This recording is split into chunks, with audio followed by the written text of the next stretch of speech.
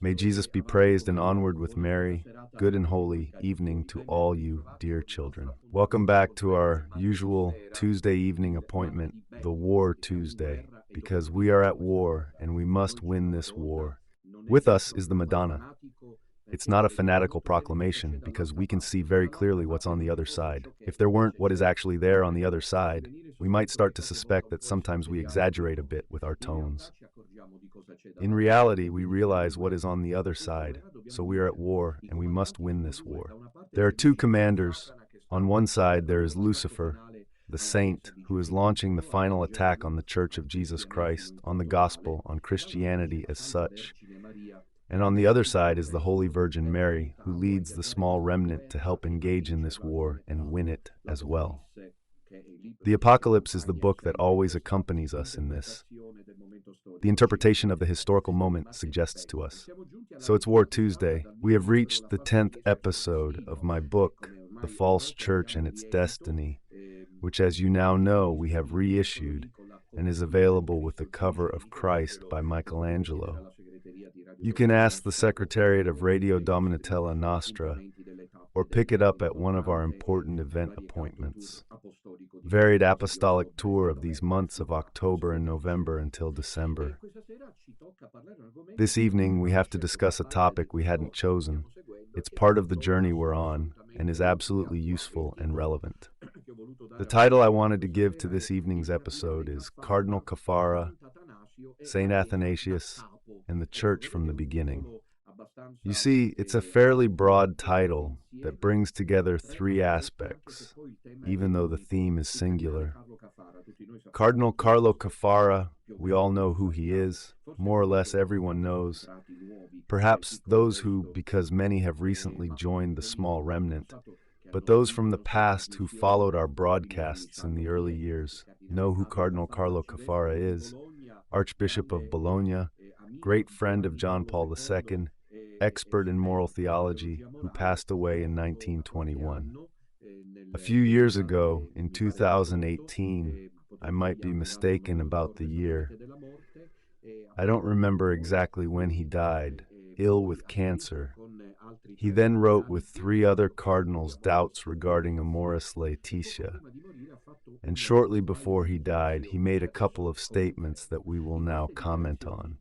In these statements, he introduces the singular figure of St. Athanasius of Alexandria, the Lion of Alexandria, whom Cardinal Caffarra mentions by name just before he passed away. I have written a novel about him, about St. Athanasius, who is one of the key figures in my apostolic work. Many have read it and found it very beautiful. There it is, you can ask for it if you like. It's a fictionalized story of St. Athanasius, the Lion of Alexandria, this patriarch, bishop of the city of Alexandria on the Egyptian coast, who faced Arius. As you know, Arius was the heretical priest who claimed that Jesus Christ is not God. And St. Athanasius engages in a battle alone mind you, trying to bring Christians back to the truth of the Christian faith affirmed by Nicaea, by the Council of Nicaea, and for this he pays the price and takes it from all sides. However, St. Athanasius will manage to keep the true Christian faith alive while he fights. Just think, he went into exile several times, was persecuted by the Arians and the emperors, and was sentenced to death. In short, he faced all sorts of trials, and while he led the Christian resistance, the true Christian identity was a minority, because it was increasingly the idea that Jesus Christ was not God, thus an Arian version of the faith. So we're saying Caffarra, we're saying St. Athanasius, and the Church again indicates the fact that we need to return. When we say point, it's at the beginning. Point, it's at the beginning. We need to return to the beginning. We need to return to the beginning of what? At the head of the apostolic tradition, at the head of the glorious, unique gospel of our Lord Jesus Christ, at the head of a faith that today is contaminated, offended, betrayed, and apostate. This morning in the Saints and Coffee segment, which you can find available in the playlist of Radio Dominitella Nostra, I commented on the new show of the False Church of Bergoglio. It was presented yesterday at the Vatican Press Office by Monsignor Rino Fessicella regarding the upcoming pseudo-jubilee of 2025. It's just laughable. Looking at the comic, it seems like a cartoon that should be the solemn mascot of the Jubilee. You will find it available in Catholic shops, in St. Peter's Square. You will find it available as a gadget wherever you like. That is the symbol of the Jubilee event.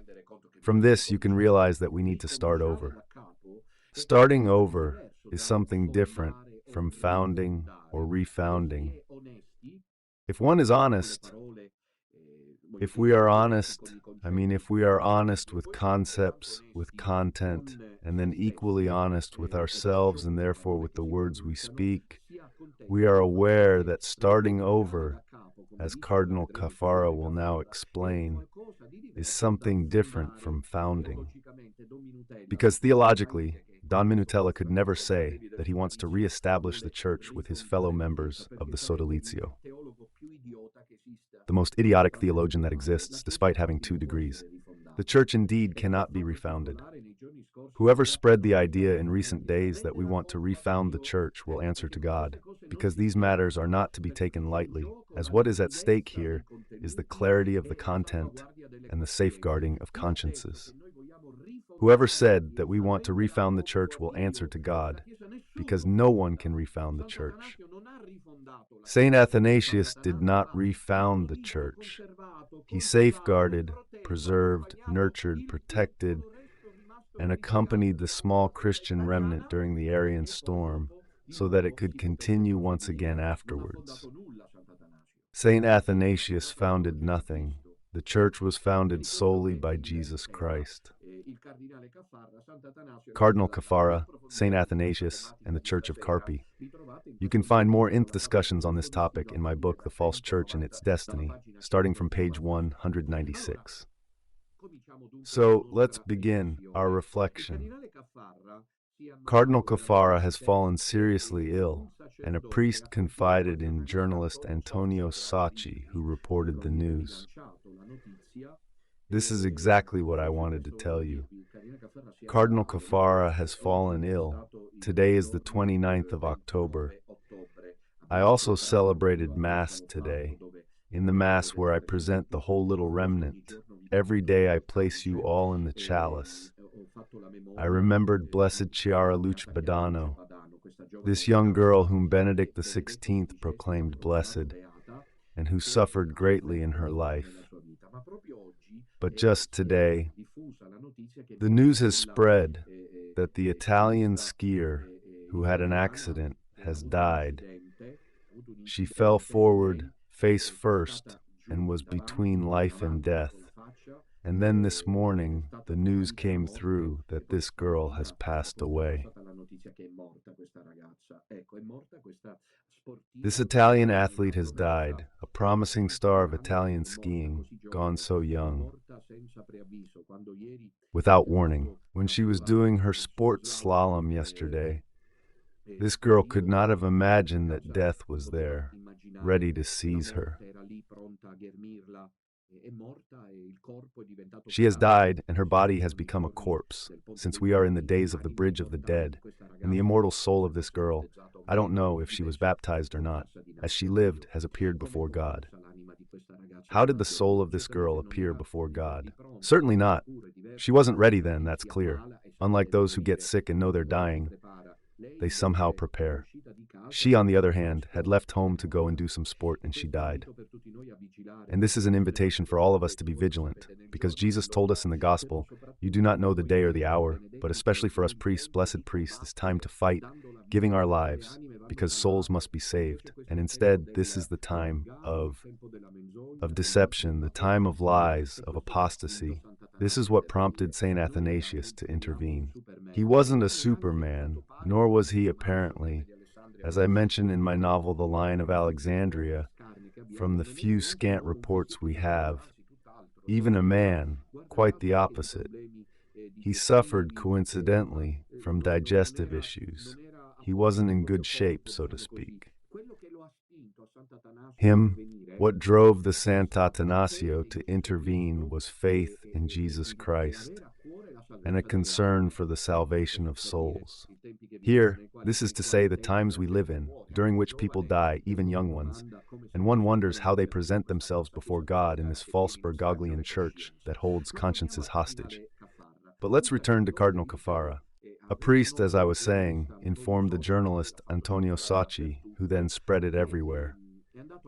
Just before Cardinal Carlo Caffarra passed away, and he expressed to the cardinal, who was bedridden, his sorrow for the daily disaster that the Church was experiencing in 2017, relating to him some facts as well. While the priest was speaking, the Career Caffarra, this priest who then told Sacchi, was crying. Caffarra was crying. They are the tears we should also have, the tears of the heart, the tears that come from the pain of seeing how reduced Rome has become. This presentation of yesterday's mascot by Monsignor Fisichella is once again, if it were needed, a sign of what we are. In the past, the measure has been exceeded, that God has truly left Rome at the mercy of itself, and that, as Blessed Catherine Emmerich said, this is the false church of darkness. Strange and extravagant are the expressions used by Catherine Emmerich. I wonder in this situation, where we should be crying out in pain, how there is space for priests who, when it seems they should lend a helping hand, actually contribute to destroying the reinforcement project themselves. Of a small group, as they say, Bergoglio isn't the Pope, but it's still the Catholic Church. Caffarra was crying, and then he said these words that are like a sort of testament from Cardinal Caffarra, which the priest gathered as Caffarra's testament and relayed through Antonio Sacchi. Let's read the words of Cardinal Caffarra, who said the purpose of the situation in the Church, Bergoglio, the heretics, the supporters of Santa, there was already Amoris Laetitia, good for him, for Cardinal Caffarra, who died before seeing the publication of Trust Supplicants, the Cursed Synod, with now the mascot that comes from Japanese comics. Well then, dear children, there it is, the mascot with the horn-shaped staff that takes over. The horrendous pastoral of Bergoglio, with all the esoteric and Gnostic symbols that the farcical church employs. If this were the true church, this could not happen. I was saying that Cardinal Caffarra was spared from seeing what we see. Yet even then, before he died, because Bergoglio had already been around for 3 to 4 years, because there had already been Amoris Laetitia, because the course was becoming entirely evident even then, that's why Don Minutella was increasingly being matured by heaven. Through what you do not know to carry on his mission, Caffarra utters these words. The Lord will not abandon his church. The apostles were 12, and the Lord will start again with a few. Imagine, because he's addressing this priest, imagine the suffering of Saint Athanasius, who was left alone to defend the truth.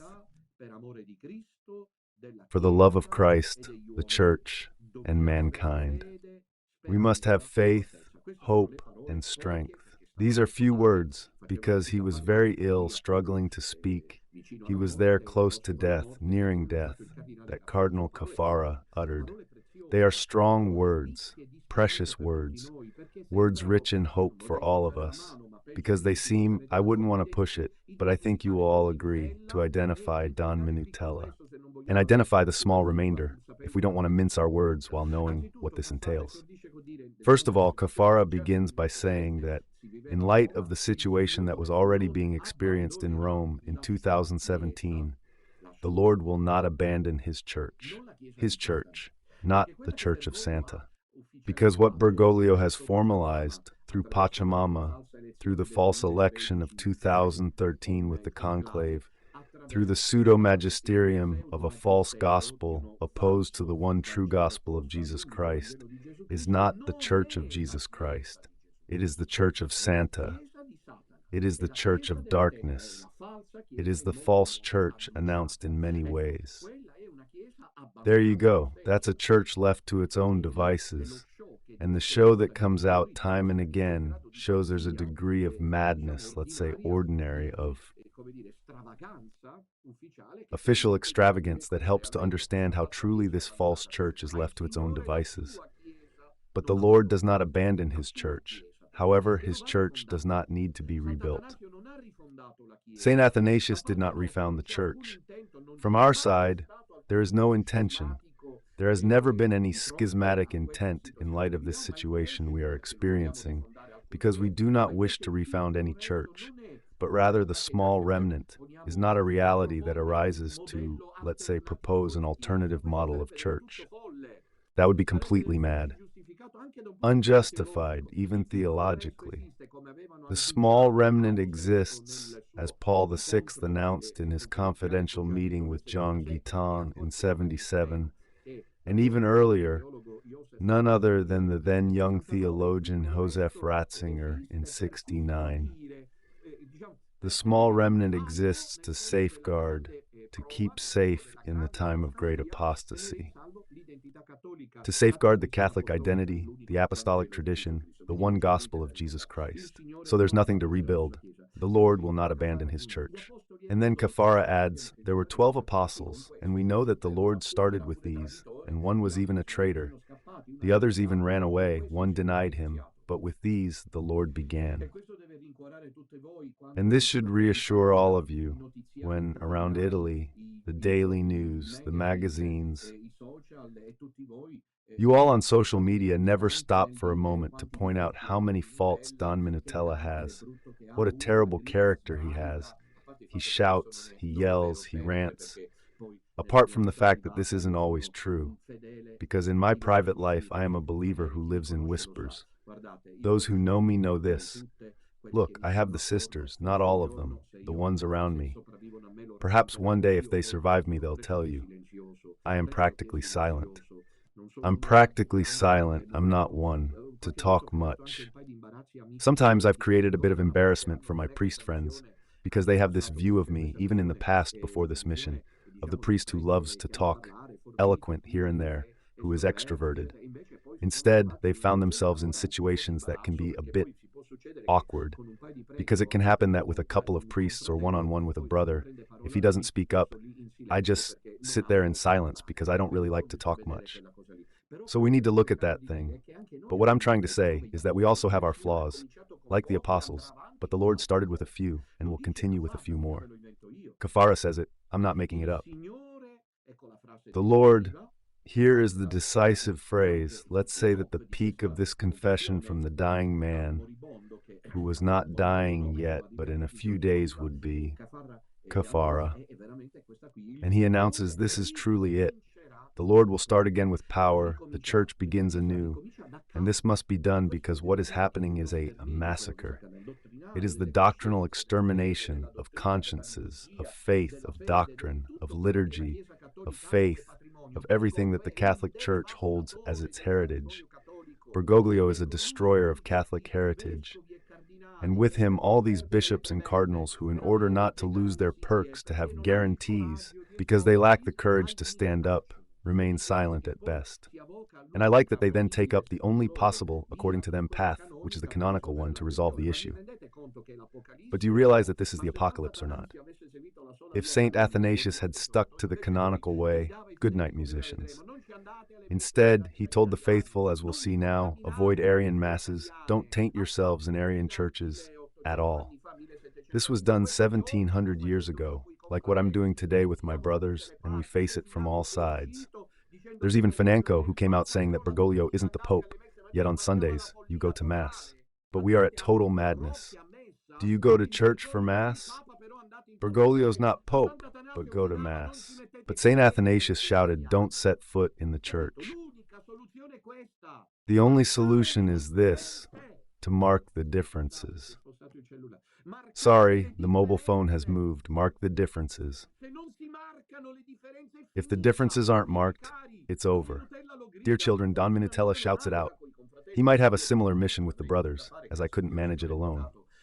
Thank God the Lord has given me these brothers, whom I thank from the bottom of my heart, who put up with me, even though I believe that through our interactions now, long term, they are beginning to understand better who this blessed Don Minutella is, who shouts, yells, and rants. It's there that he seems to overflow. Then, just as I said a moment ago, in his intimate, private life, away from social media, Don Minutella is completely different, and they know it. The confreres, I even had to justify myself to some of them at times, for a style of tiptoeing. I say this out of shame for those around me during this period, coming at me as if I were the monster of Italy. And the Lord has given me these brothers so that with them I can carry on this work. And the work is none other than this. If we go to Mass in union with Pope Francis, what on earth have we resolved? We must mark, as St. Athanasius did, the difference between the heretical Christians who follow Arius and us who uphold the faith. I'll read St. Athanasius' text. If this isn't done, it's pointless. And it chatters. It's a waste of time. I would say this initiative is even a gatekeeper, a gatekeeping. This is a gatekeeping of those who say we must go out. There's nothing different from Vigano. But how can you not understand it with Don Minutella barking for 8 years? When someone comes along saying that Bergoglio isn't the Pope, Gedeon is here and there, and then says you go to Mass in the parishes on Sundays. This is gatekeeping, plain and simple. It's not pretending to change everything while changing nothing. No, we need to mark the differences. And the differences lie exactly in what Don Minutella said. I remember the first time I mentioned it, a possessed woman was jumping on me. There are witnesses who can attest to it. We were in Rome. The difference is this. Since Don Minutella says, do not attend the Bergoglian masses, do not set foot in the parishes, that was what St. Athanasius did 1,700 years ago. You can delve into it to understand how much he suffered. My book, my novel, makes this clear, because there is nothing about St. Athanasius. I believe there is, or at least there is little. This novel I wrote last year could help you. The poor Athanasius had to suffer the torments of hell, all alone. The whole world turned against him. The imperial system, the state system, the political power, the religious power, and so on. He did indeed receive support from the monks of Egypt, those of St. Anthony the Great. The two met. I recount this in my novel. Those who have read it say it is very gripping. He went to meet St. Anthony the Great in person. He went to reassure himself with what was evidently considered a significant spiritual authority. I'm talking about St. Anthony the Abbot. So then, Egyptian monasticism supported the courageous initiative of St. Athanasius and somehow also Pope Julius I, St. Julius I. Here, let's return to what Kafara said. The Lord will start again with a few. There are those who are astonished, but these are now the ones who were false friends and are stabbing us in the back. But what do you want to do? You're a cult, just 6 of you. The Lord said Kafara will start again with a few. Atanasio was even alone, at least we are 6. Then we want to hope that others will join us. But if they are to meet the same fate as Father Gebhard, Father Enrico Roncaglia, and others who leave like that and do what they do, thinking we are unaware, we actually know everything. It's better if the priests don't come. We can manage with 6. It's half of the Apostolic College. 6 and 6 makes 12. 6 few, but good, because Kafara says the Lord will start again with few. And what we are doing is simply amazing. All the controversy that has arisen at the source of the latest events regarding this internal schism. Yet another internal schism, which isn't really internal, because if the father who preaches and doesn't hand over the lion tells you to go to Mass, it's no longer an internal schism. There's really nothing internal about it. If he says to go to Mass, it's not with Pope Francis and he says that the Masses are valid. He says we must remain in the church, etc. It's exactly the opposite of what... I'm astonished that there were people with us who left and had been here for 8 years. But now they're upset if I say they didn't use reason. We need the logos, blessed heavens. Because if there's no logos, how do we move forward? It's been said, what do we want to do? You're only 6. Are you a cult? Be careful. The Lord will start again with a few, as Cardinal Kafara said. There are other prophecies. A few days ago, Celestino reminded me, I think it was Celestino or perhaps Don Ramon, I can't remember now, one from the Sodalizio, that Caterina Emmerich speaks of just about 100 priests worldwide at the height of the imposture. So it's no surprise the Lord wants, as happened with Gideon, for the victory to be attributed to him. Not to us, for this he chooses few and poorly equipped like Don Minutella. So the apostles were 12, and the Lord will start again with a few. Imagine the suffering, Kafara says again on his deathbed, of St. Athanasius. How come? Why? I haven't always asked myself. I found an inner answer. The great prelate must come. Let the good-natured canonists or pro-canonists or padocats come to terms with it. Paedo-canonists will have to come to terms with it. The great prelate must come, who is a sort of renaissance of St. Athanasius and a revival. They will have to accept that if the great prelate is not here, nothing changes. The great prelate must arrive. Perhaps he is already here. He is the one who marks us. After all, if it isn't us, we are already doing much of what the great prelate will do, marking the differences. Why does Kafara speak of St. Athanasius? Why does he think of St. Athanasius? It is clear that this was a revelation that will enter history, this statement by Kafara. But why does he think of St. Athanasius? Because for today's situation, which in many ways is similar, if not even worse, than that of the 4th century, we need a figure of a lion that roars. A lion roaring like St. Athanasius did, and that is the great prelate.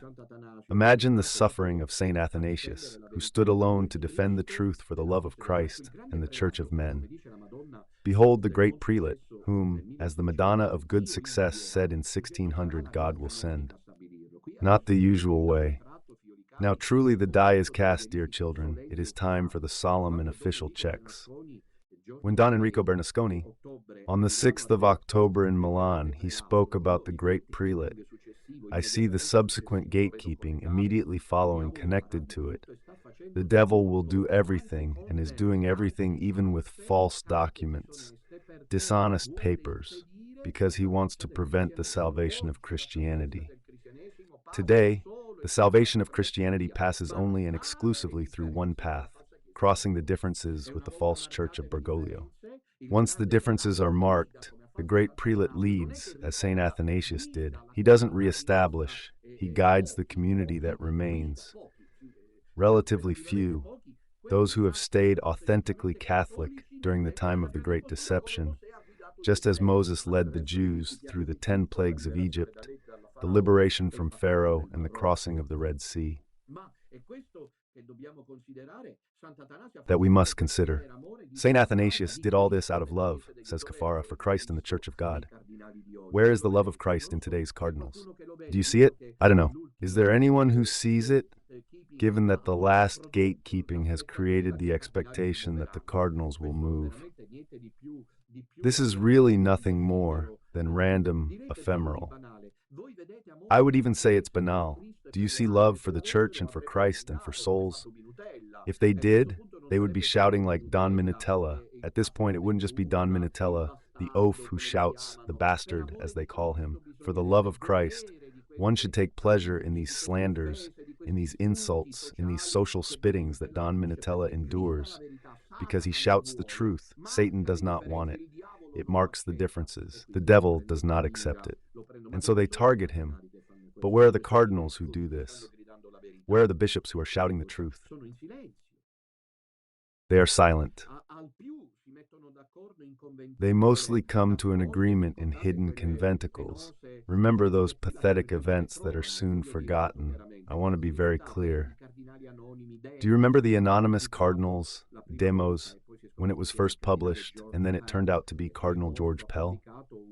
And then he died. He published a report on Bergoglio that destroys and demolishes the Catholic faith. Then there was a second Demos, which is a cardinal still alive, but they don't show their faces. And how can people follow the shepherd? He gives his life for the sheep. The sheep remain lost and disoriented. We need a St. Athanasius. And today there's so much chatter. There's so much chatter in the false church with this cursed matter of synodality. So the synod has closed. Yes, but we remain open. It will go on. The ordination of women deacons, Pope Francis as they call him, doesn't want them. But Cardinal Steiner in the Amazon and consequently Fernandez echoes him. saying that this is already happening around the world and so on and so forth. There's a lot of chatter over there, but there's also plenty of chatter around us here around us, from priests who, on one side or the other, those who can understand. In particular, I'm referring to two Italian priests, one from the islands and one from Lombardy, who have emerged. But what have they ultimately created? What are they creating? They didn't want to join in. It's not quite clear why. It wouldn't have been very useful to do so. They didn't give us any warning, as I believe should have been done in a strategy of war by intelligent people.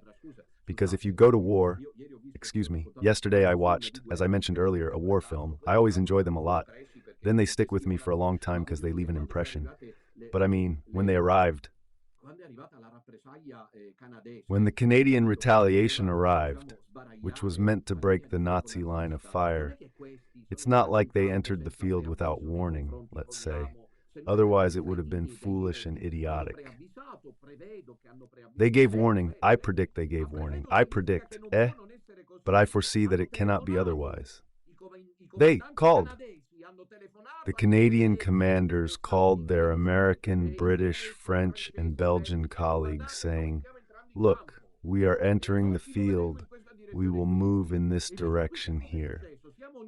Instead, what happened here? We are nothing less than at war against the Burgoyne monster, the false church, and they are coming out without. We aren't even considered in user questions or answers. If you think for even a moment that there is something personal, you will have to answer to God for it. There's absolutely nothing personal. In fact, I'm moving on without caring more than before.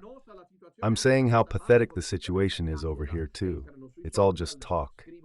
They enter social media, write articles, and come out. Shocking. Everyone's talking. But what really comes out? Who has prompted the association without fail, Maria, to step up and travel around Italy? Better to get out. There's a lot of chatter. St. Athanasius was not a chatterbox. He stood up for what he believed in. He knew he would have to go against the whole world, and he accepted that. That's why Caffarra says, imagine the suffering of Sant'Atanasio, who was left alone to defend the truth. For the love of Christ and the Church, that's what it takes. It takes zeal, it takes passion, which they contest because naturally I have to be challenged where I'm most charismatic. It takes passion. Passion is not necessarily against reason. It takes grace. It takes the grace of God. It takes 3 rosaries a day, even more. It takes novenas, supplications, fires, constant thanks, and praise to the Holy Trinity. The August Trinity to have mercy on this situation, which was indeed foreseen, but we cannot just sit idly by.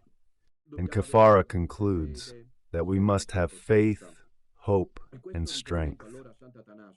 This reference to St. Athanasius is common in Catholic intellectual circles that dissent, either because they are tied to tradition or because they are deeply rooted in sound doctrine from the current line of governance, increasingly moving towards the complete disappearance of traditional Catholic faith. But why is St. Athanasius mentioned once again? In reality, most of the faithful, including those who are now well aware of the prevailing imposture, are almost entirely ignorant of who this Athanasius is and why he is taken as a model of faith resistance. For yet another time, I reiterate that you could ask to read. This novel that you can read in one go, written by me last year, The Lion of Alexandria, you can ask for it if you want, is a novel that tells the life, otherwise little known, of this champion of faith who is indeed St. Athanasius. Now, in a moment, the director will show the cover of the book again, which features this icon, which is not St. Athanasius but St. Alexander, who was his mentor. We must let the courageous testimony of this champion of faith live on, who, to remain steadfast in the truth, endured a harsh struggle, just as we are doing now. Our discussion isn't idle chatter. It's not a round table. It's not some sort of sensationalist magazine.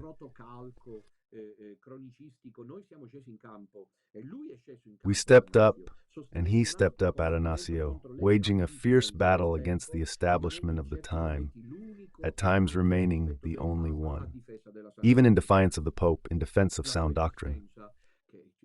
His existence and example, which Cardinal Caffarra mentions, have something truly heroic about them, especially due to the strong parallels with our time.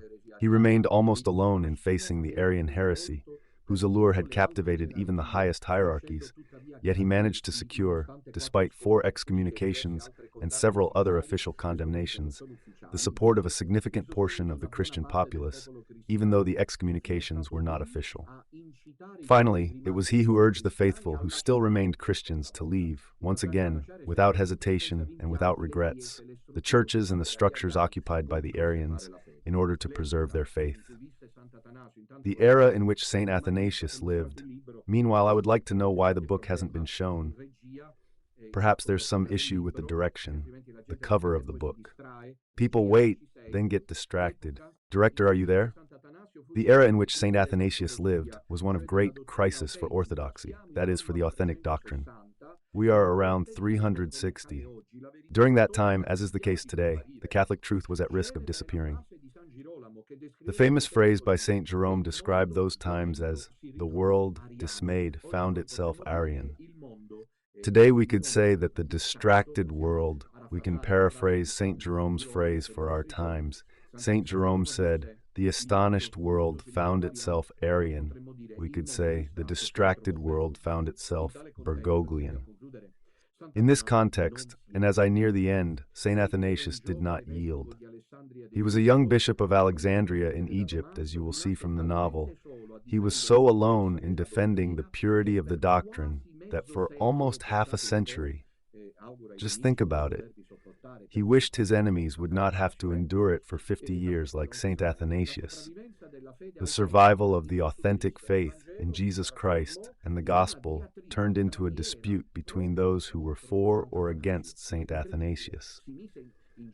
Incredible, he got involved, Saint Athanasius stepped in, and in the end, he was the stumbling block. You have no idea what you have to endure. And I have some news.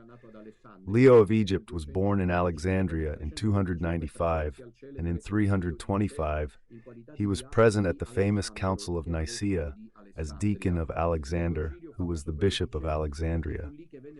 It was there that the faith in the divinity of Christ was solemnly proclaimed, homoousios, consubstantial with the Father, in contrast to what the heretic Arius, a priest, claimed, namely, that Jesus Christ was not God like the Father. It was there that the definition was established to understand the equality of the Son with the Father, homoousios, which means of the same substance. And as often happens, heresy managed to impose itself thanks to the complicity with the power of the time. Ario was an irresistible priest, charming, capable of seducing the clubs, just like Bergoglio, like the partisans of Santa, subtly leading them into error. And indeed, inexplicably, within a few years, Christianity risked turning into Arianism, just as today Catholic Christianity is at risk of transforming, or rather it has already done so, due to the complicit silence of the cardinals and bishops into Bergoglianism. Also because out of fear or for the sake of power, the vast majority of bishops, at one point practically all of them, followed the Arian heresy, fearing the repercussions of imperial religious authority. On the 17th of April in the year 328, amidst the full Arian crisis and total confusion, Bishop Alexander of Alexandria died, and the people loudly chose Athanasius as bishop. He was bishop for a remarkable 46 years. That's 46 epic years, dear flowers. And for what? Inspired by God just before his death, Cardinal Caffarra implies that just as Athanasius saved Christianity, Dario, the great prelate, the new Athanasius, will save the church from the Bergoglian imposture, from the final attack. 46 years of struggle against Arian heresies and against the Arians. They obviously rejected exactly what the Council of Nicaea had said about Jesus and what it meant to be God like the Father. The behavior of the Arians at that time is indicative for understanding how relevant the events concerning St. Athanasius are today, because he highlighted the differences. He didn't say to go to Mass on Sunday with the Arians. Saint Hilary of Poitiers, who died in 367, recounts that the Arians always had the cunning to no longer be heir, to refuse any dogmatic confrontation with Saint Athanasius, It's something that's happening to me as well. So sometimes I can even think I might be who knows who. Sorry, everyone attacks me as soon as the time comes when I speak. They tremble, they get scared. I'm ready for a confrontation. Choose where, choose when, choose how, where, how, when you choose it, and they refuse until the very end. Gatekeeping. They refuse to engage in a confrontation. St. Athanasius faced the same issue. He defended the truth. He knew he was speaking the truth. He sought confrontation, yet no one would grant it to him. Instead, his enemies plotted in secret, set traps for him, persecuted him, and wanted him dead. It seemed the Christian faith was about to vanish forever then. The Arians, encouraged by their numbers and prestige, simply did what is typically done to those who cannot counter. To win an argument, instead of addressing the issues, they resorted to slander. The doctrinal discussion soon turned into a full-blown smear campaign against poor Athanasius. He was accused of the most heinous crimes, of having gotten a woman pregnant, of seducing women, of making money, of performing magical acts, and of having killed no less than a bishop. Timeless technique. After all, the devil is always the same and has the same monotonous fantasy. The Arians, however, did not stop at this. They also operated with great cunning. First of all, they tried to occupy as many episcopal sees as possible, and then they launched what later came to be known as semi-Arianism, another typical technique of heresies. Once condemned, they resurface, proposing a compromise between truth and error. The Arians propagated the need to replace the term established by the Council of Nicaea, Musion, with the term homoousion. But I don't have the time to go into detail right now. St. Athanasius stayed firm. He endured exile, as I mentioned, 5 times, but he did not yield. Readers of my novel know. And as they say, he wasn't the type to beat around the bush, nor to talk behind people's backs. He felt it was his duty to defend souls. It's the truth, which is why he didn't hold back on using provocative language to show everyone, even shouting, how wrong they were and how dangerous the Arian seeds appeared, which to many seemed harmless. He also took issue with those who wanted to accept the doctrinal compromise. His sermons were fiery and resonated, brushing against open battle with the heretics. Look what he says. You want to be children of light, but won't give up being of the world. You should believe in penance, but you believe in the happiness of new times. You should speak of grace, but you prefer to talk about human progress. But how relevant are these words of euthanasia? So, we understand Kafara's statement. You should announce God, but you prefer to preach humanity. Incredible, incredible. Bergoglio, false church, no longer preach God, Jesus, gospel, just their views.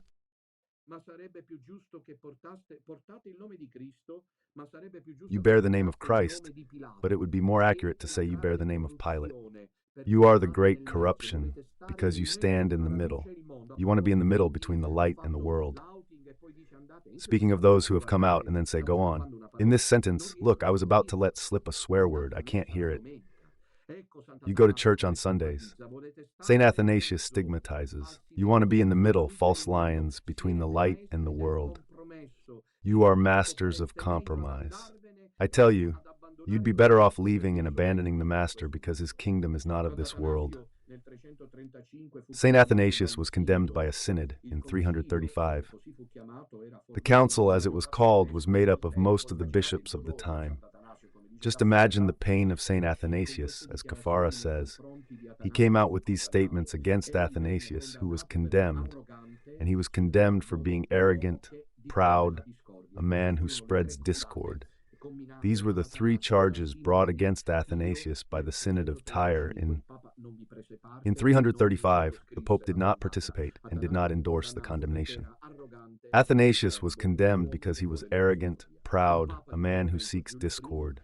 Pope Julius I at that time tried to defend him, but meanwhile, the political power in the end also turned against Athanasio. The Emperor Constantius hated him. A new council was convened in Arles, and here the bishops were forced to sign yet another new condemnation of St. Athanasius. Those who opposed it by defending him were exiled, like in the case of Paulinus of Treves or even Eusebius of Vercelli. It was then that what is remembered as the fall of a pope occurred. Pope Liberius, to gain power and return to Rome as the legitimate pope, also decided to accept the ambiguous semi-Arian definition, even though until that moment he was tied to the tradition of Nicene. Other councils marked the triumph of heresy. From various quarters, Athanasius was urged to yield, to withdraw in order to better face the struggle, to step aside. Instead, he loved to expose himself, even enduring several assassination attempts that in some cases forced him to hide in cemeteries. It was predictable that given how St. Athanasius had been treated, and especially due to how the true faith had been denied, punishment was imminent. To the Emperor Constantius, who died in 360, succeeded Julian, known as the Apostate, who went as far as to renounce baptism and restore paganism. I will highlight two more things and then conclude. The first thing is that in the time of St. Athanasius, he was the only one defending the faith along with a small group of Christians, primarily from Egypt. And then gradually, as Athanasius was exiled, God allowed him to be known in Europe as well. But it was a limited group of people, of Christians, from small communities, who, not yielding to the seductive charm of the pipers of the time, followed Athanasius without turning their backs on him at every new piper. They had decided to trust him, and they were right to do so, for he had been chosen by God to save the church. And these small communities, which were anti-Arian and led by St. Athanasius, saved the church. This is not without consequences for our time, as it reminds us that the truth does not lie with the majority, and that, as Paul VI and Benedict XVI announced, a small remnant survives that makes a difference. The second and final consideration is significant, that he who fought alone against the Arian heresy had to expose himself personally. Spiritual, not technical, resistance. Atanasio interpreted the trials he endured, not as a reason to get discouraged, but as a form of martyrdom that motivated him even more, and he expressed himself with great clarity. Here it returns to what von Balthasar hoped for when he said that to save the church from the sands of the current drift, we need the arrival not of theologians, but of saints. And I would like to conclude with the words that St. Athanasius addressed to the Christians of his time. God console you. What was sad is the fact that others occupied the churches violently, while you are outside during this time. Go to Mass now. No, I'm just joking. It's said by those who incite the little remnant. You are outside. Let's see what Atanasio has to offer. It's a fact that they have the headquarters, but you have the apostolic faith. Current this? The great prelate is not a Martian, a Superman coming from the sky. He is a poor Christ who will reaffirm these things in the time of great trial. They can occupy our churches, says St. Athanasius, the Christians who remain such, but they are outside the true faith. You stay outside the places of worship, but faith lives in you. How relevant is this? But how relevant is all this? Let's see, St. Athanasius asks, place or faith? The true faith, of course. Who lost and who won in this struggle? Is it the one that maintains the seat or the one who observes the faith? It's true, buildings are good when the apostolic faith is preached there. They are holy if everything takes place in a holy manner. You are the ones who are happy, you who remain within the church for your faith, who hold firm to the foundations as they have come to you from apostolic tradition. It is the great prelate, it is Dom Nutella who speaks. From the apostolic tradition, if any despicable person tries to shake your faith on various occasions, do not allow them to succeed. They are the ones who have broken away. No one ever will prevail against your faith, beloved brothers, and we believe that God will one day restore our churches. Praise be to Jesus Christ, and onward with Mary. Thank you for your patience and for carrying out this fervent task. Switched on to catechesis, which I believe, if you agree and know me, I think this is one of the most important, because for the first time the same Don Minutella is forced to say things that are happening right before our eyes, without any expectations of what type it might be. Mary onward.